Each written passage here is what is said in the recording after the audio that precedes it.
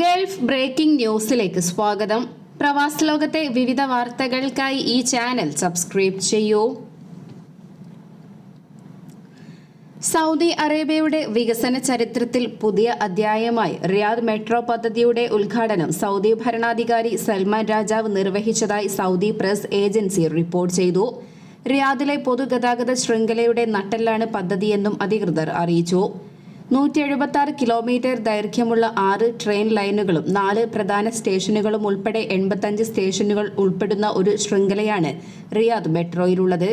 Metro bus ശൃംഖലകളിൽ വ്യാപിച്ചു കിടക്കുന്ന Riyadh പൊതുഗതാഗത പദ്ധതി സൽമാൻ രാജാവിന്റെ യോജിച്ച ശ്രമങ്ങളുടെയും റിയാദിന്റെ വികസനത്തിനായുള്ള ഹൈക്കമ്മീഷൻ ചെയർമാനായിരിക്കെ അദ്ദേഹം കാഴ്ചവെച്ച ദർശനപരമായ നേതൃത്വത്തിന്റെയും ഫലമാണെന്നും കിരീടാവകാശി മുഹമ്മദ് ബിൻ സൽമാൻ അറിയിച്ചു. റിയാദിന്റെ വികസനത്തിനായി ഹൈക്കമ്മീഷൻ തയ്യാറാക്കിയ വിവിധ പഠനങ്ങളെ അടിസ്ഥാനമാക്കിയാണ് റിയാദ് സിറ്റിയിൽ പൊതുഗതാഗത പദ്ധതി ആരംഭിച്ചത്. തലസ്ഥാനത്തെ പൊതുഗതാഗത മേഖലയുടെ നിലവിലുള്ളതും ഭാവിയിൽ ഉണ്ടാകാൻ സാധ്യതയുള്ളതുമായ ആവശ്യങ്ങൾ പഠിക്കുകയും നഗരത്തിനും അതിന്റെ സ്വഭാവ സവിശേഷതകൾക്കും അനുയോജ്യമായ ഒരു സുസ്ഥിര പൊതുഗതാഗത സംവിധാനം സ്ഥാപിക്കുന്നതിനുള്ള മികച്ച പരിഹാരങ്ങളും ഓപ്ഷനുകളും കണ്ടെത്തിയതിന്റെ ഫലമാണിതെന്നും കൂട്ടിച്ചേർത്തു. ഡിസംബർ 1 മുതൽ മെട്രോ പൊതുജനങ്ങൾക്കായി സർവീസ് ആരംഭിക്കും. ദിവസവും രാവിലെ 6 മുതൽ അർദ്ധരാത്രി വരെ റിയാദ് മെട്രോ സർവീസ് നടത്തും. ഡിസംബർ 1 നീല, മഞ്ഞ, പർപ്പിൾ ലൈനുകളാണ് സർവീസ് ആരംഭിക്കുക. രണ്ടാം ഘട്ടമായി ഡിസംബർ 15 ചുവപ്പ്, പച്ച ലൈനുകളും മൂന്നാം ഘട്ടമായി 2025 ജാനുവരി 5 ഓറഞ്ച് ലൈനും തുറക്കും. റിയാദ് മെട്രോ നഗരത്തിന്റെ അടിസ്ഥാന സൗകര്യങ്ങൾ മെച്ചപ്പെടുത്തുകയും നഗരത്തിലെ ജീവിത നിലവാരം ഉയർത്തുകയും ചെയ്യുമെന്ന് ഉദ്ഘാടന പ്രഖ്യാപനത്തിന് ശേഷം സൗദി ടൂറിസം മന്ത്രി അഹമ്മദ് അൽ ഖത്തീബ് എക്സ് പ്ലാറ്റ്ഫോമിൽ പോസ്റ്റ് ചെയ്തു. കിങ് ഖാലിദ് ഇന്റർനാഷണൽ എയർപോർട്ട് കോറിഡോറിലേക്കുള്ളതാണ് yellow line. Blue line Olaya സ്ട്രീറ്റിനെ ബത്തയുമായി ബന്ധിപ്പിക്കുന്നു.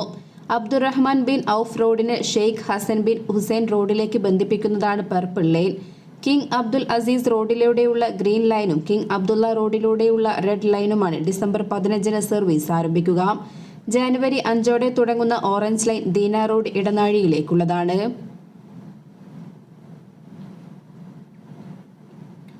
ഖത്തറിൽ നിന്നും സൗദി അറേബ്യയിൽ ഉംറ നിർവഹിക്കാൻ പോകുന്ന തീർത്ഥാടകർക്കുള്ള ആരോഗ്യ ചട്ടങ്ങൾ പരിഷ്കരിച്ചു. ഖത്തർ പൊതുജനാരോഗ്യ മന്ത്രാലയമാണ് വ്യവസ്ഥകളിൽ മാറ്റം വരുത്തിയത്. യാത്രയ്ക്ക് മുമ്പ് മെനിഞ്ചോകോക്കൽ വാക്സിൻ നിർബന്ധമാക്കി.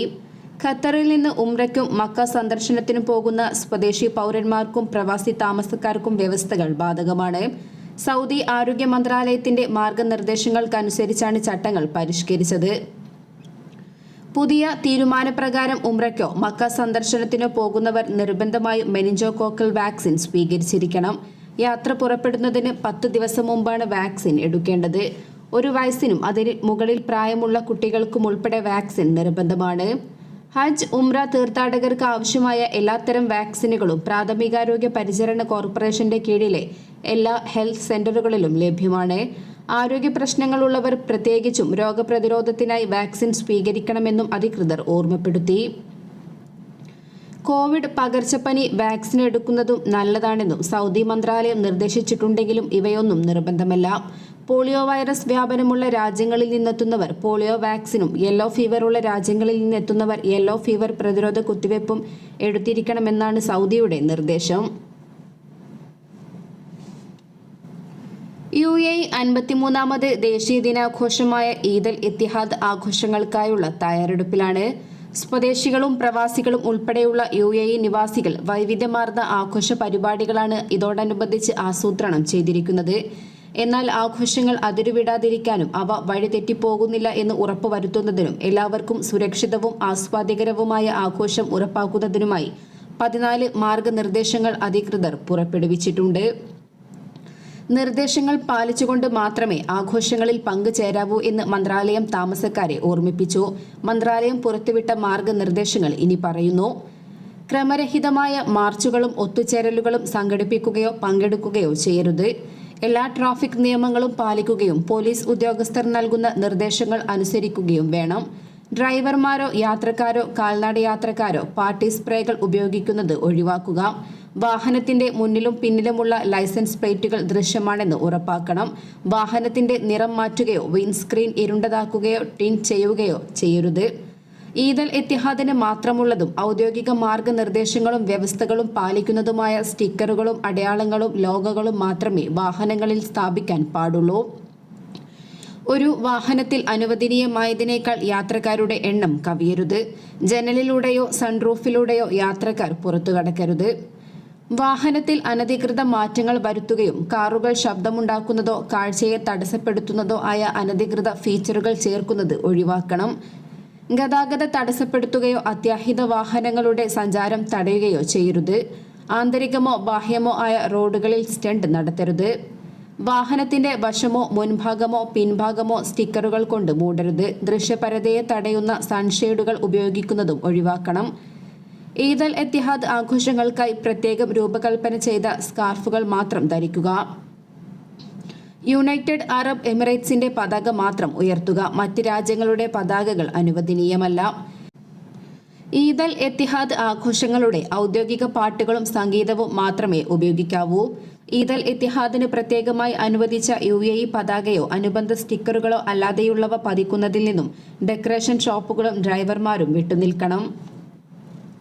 ഡിസംബർ 2 നടക്കുന്ന ഈദ് അൽ ഇത്തിഹാദിന്റെ ഭാഗമായി 2 ദിവസത്തെ പൊതു അവധിക്കൊപ്പം നവംബർ 29 വെള്ളിയാഴ്ച മുതൽ ഒരു നീണ്ട വാരാന്ത്യമാണ് UAE നിവാസികളെ കാത്തിരിക്കുന്നത്.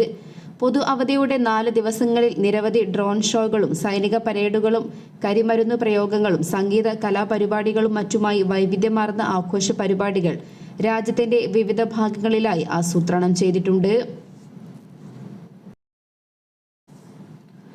കുവൈറ്റിലെ സാമ്പത്തികവും ഭരണപരവുമായ റിപ്പോർട്ടുകൾ കൃത്യസമയത്ത് സമർപ്പിക്കുന്നതിൽ പരാജയപ്പെടുന്ന സിവിൽ ചാരിറ്റബിൾ സഹകരണ അസോസിയേഷനുകൾക്കെതിരെ മന്ത്രാലയം നിയമ നടപടി സ്വീകരിക്കുമെന്ന് സാമൂഹികകാര്യ മന്ത്രാലയത്തിന്റെ acting under secretary doctor Khalid al Ajmi അറിയിച്ചു.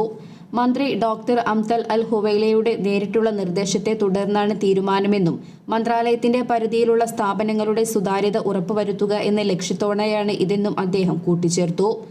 വരവ് ചെലവ് കണക്കുകൾ ഉൾപ്പെടെയുള്ള റിപ്പോർട്ട് സമർപ്പിക്കാത്ത സ്ഥാപനങ്ങൾക്കെതിരെ മന്ത്രാലയം ഉപരോധം ഏർപ്പെടുത്തുമെന്ന് അൽ ജരീദ പത്രത്തിന് നൽകിയ അഭിമുഖത്തിൽ അദ്ദേഹം വിശദീകരിക്കുകയായിരുന്നു.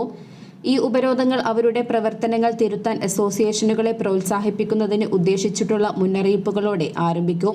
ഇതിൽ പരാജയപ്പെട്ടാൽ വ്യവസ്ഥകൾ പാലിക്കാത്ത അസോസിയേഷനുകളുമായി ബന്ധപ്പെട്ട നടപടിക്രമങ്ങളും ഇടപാടുകളും താൽക്കാലികമായി നിർത്തിവെക്കാൻ മന്ത്രാലയം നടപടികൾ സ്വീകരിക്കും. ലംഘനങ്ങൾ തിരുത്താതെ തുടരുകയാണെങ്കിൽ അവസാന നടപടിയെന്ന നിലയിൽ കുറ്റക്കാരായ സ്ഥാപനങ്ങളെ പിരിച്ചുവിടുമെന്നും അദ്ദേഹം വ്യക്തമാക്കി.